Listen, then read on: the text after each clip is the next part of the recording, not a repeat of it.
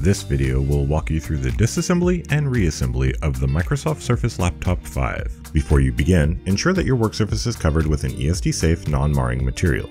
Equip an anti-static wrist strap, and ensure that your work area is properly grounded and safe. Lastly, make sure you're wearing protective eyewear as a safety precaution. If you discover any of the following symptoms during a repair, immediately stop and deliver your device to your variance manager or IT support professional for notification to Microsoft RRT. Burned or melted components on the exterior or interior of the device, melting or heat damage on accessories or peripherals such as power supplies, keyboards, mice, or cables, or a swollen or deformed battery. Lastly, make sure that you're using a Microsoft service guide for your specific device and using Microsoft official parts for any repair that you're performing. The service guide has more detailed step-by-step instructions and clarifications for terms or references you may not be familiar with. To begin, place the laptop with the bottom side facing up. To remove the non-skid feet, insert the pointed edge of a spudger underneath the divot of a foot and pry it off the chassis. Repeat this process for the other non-skid feet. Once all the feet have been removed, use some isopropyl alcohol to clean off any remaining glue residue. Use your 5IP Torx Plus driver to remove the 4 screws securing the keyboard to the chassis. Flip the laptop over and open the screen to about 110 degrees. Grab the edge of the keyboard next to the display and lift the keyboard up to about 45 degrees to release the magnet securing it to the chassis. Do not attempt to lift it all the way, the keyboard is still connected to the motherboard by a cable. For models with a fabric keyboard cover, place a suction cup in the palm rest area as close to the front edge as possible, and then while applying pressure to the hinge area, pull the suction cup up to separate the keyboard. Make sure the suction cup is dry and not making any contact with the trackpad. While holding the keyboard, use the flat end of your spudger to disconnect the keyboard cable from the motherboard. With that cable disconnected, you can now lift the keyboard up and off. Use a cotton swab and some isopropyl alcohol to clean the thermal material from the rSSD and the back of the keyboard. If you're working on a 15-inch model, use a pair of tweezers to remove the descent sticker off the rSSD. Use a 5IP Torx Plus driver to remove the single screw securing the rSSD, and then grab it by its sides and pull it out at about a 15-degree angle. To remove the Surflink port, begin by removing the 4 3IP Torx Plus screws securing the Surflink bracket to the chassis.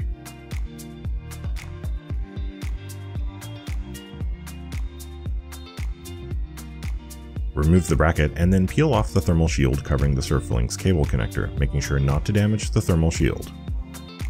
Use the flat end of a spudger to unlock the cable connector, and then use the pointed end to gently push the cable out by its left and right ends. With the cable disconnected, remove the 2 3IP Torx Plus screws securing the Surflink port to the chassis, and then lift it out. In the next step, we'll be removing the screws from the thermal module in this 13-inch model.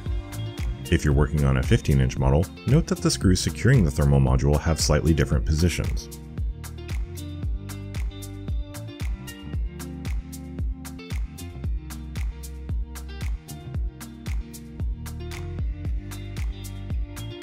Once those screws are removed, use the flat end of your spudger to lift the locking tab of the fan's cable connector and then slide the cable out. Use your tweezers to gently lift the upper right corner of the CPU shield until it begins to separate from the retention frame. Continue lifting along the right side of the shield to fully separate it from the retention frame and then lift it up and off. Use your 3IP Torx Plus driver to remove the 4 screws securing the thermal module pressure plate to the motherboard, and then use an opening tool to gently pry it up to separate the thermal compound underneath. Lift the thermal module up and clean off any residual thermal material on the CPU. Use the flat end of a spudger to lift up and disconnect the left speaker wire from the motherboard, and then remove the 3 3IP Torx Plus screws securing the left speaker to the chassis, and lift it out. Next, disconnect the right speaker's wire from the motherboard and remove the 3 3IP Torx Plus screws securing the right speaker to the chassis, and then lift it out.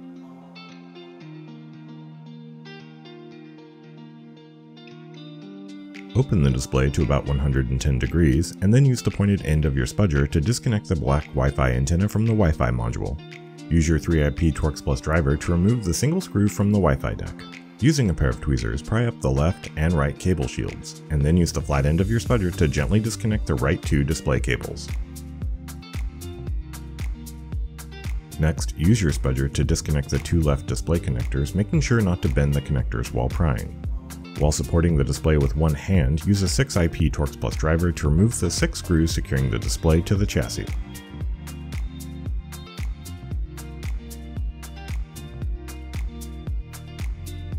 Lift the display up and away from the chassis. Using a 3IP Torx Plus driver, remove the 3 screws securing the retention bracket to the chassis.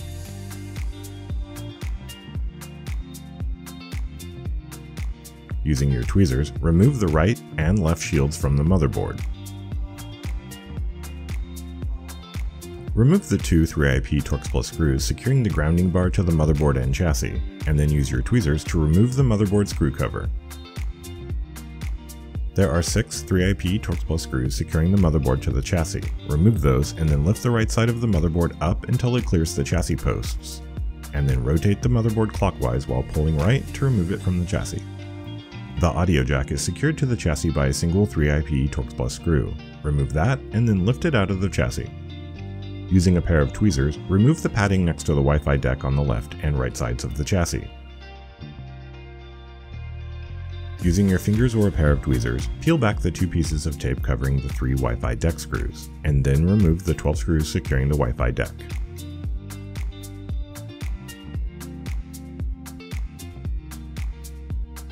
Remove the Wi-Fi deck clip with a pair of tweezers, and then gently peel the Wi-Fi deck off the chassis.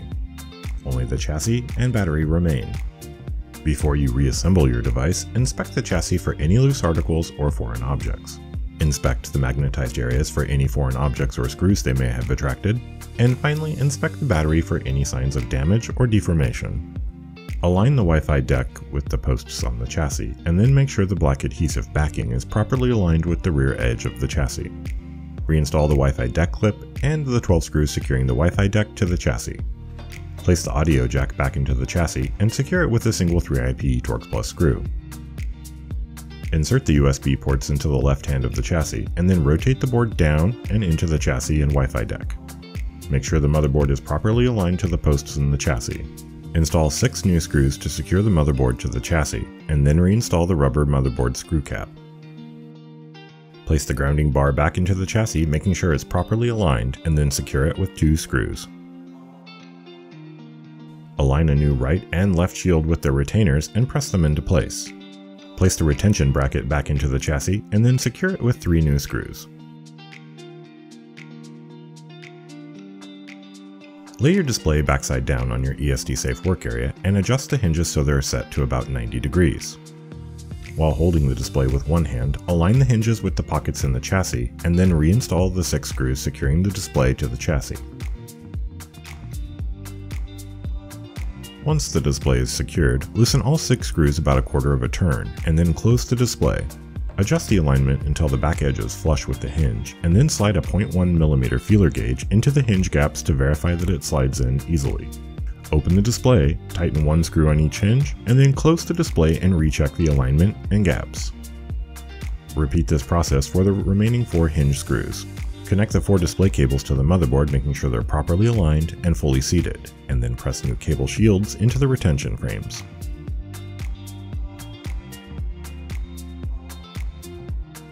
Use your fingers to reconnect the black Wi-Fi antenna to the Wi-Fi module, and then secure it with a single 3IP Torx Plus screw. Place the right and left speakers into place, and secure them with 3 3IP Torx Plus screws each. Connect the left and right speaker cables to the motherboard. If you're reinstalling an existing thermal module, apply a grain-size drop of new thermal paste to each CPU before installing it. Place the thermal module and fan on top of the motherboard, making sure to align the screw holes with the chassis posts. Beginning with the 4 screws securing the thermal module pressure plate, reinstall the 9 screws securing the thermal module to the motherboard. Make sure to note that the 15-inch model has a different number of screws and screw placement. Align a thermal module shield around the retention frame surrounding the CPU and press it into place. You should hear a clicking sound as the shield seats properly. Reinsert the fan's cable into its connector and lock it into place. Place the Surflink port into the chassis and then align and connect the cable to the motherboard. Lock the cable connector and then reinstall the thermal shield covering over the cable connector. Secure the Surflink port to the chassis with 2 new 3IP Torx Plus screws. Place the Surflink bracket over the port and secure it with 4 3IP Torx Plus screws. Insert the rSSD into the socket on the motherboard and secure it with a single 5IP Torx Plus screw. If you're working with a 15-inch model, carefully align the descent sticker over the rSSD and press it into place. Before installing the keyboard, use a flashlight to verify the condition of the liquid damage indicator. If it's displaying any color other than white, it will require a whole unit replacement. Check both sides of the keyboard as well as the device enclosure for any loose articles or foreign objects. Check the area around the magnets and especially the battery for any loose or foreign objects. If none are found, continue with the keyboard installation. Reapply a new thermal bed to the rSSD and remove any plastic backing. While holding the keyboard at about a 45-degree angle, align the keyboard cable and press it into place. Lower the keyboard onto the chassis, making sure there is no discernible gap between the keyboard and chassis when viewed from the side. Carefully close the display and flip the laptop over, and then reinstall 4 5IP Torx Plus screws.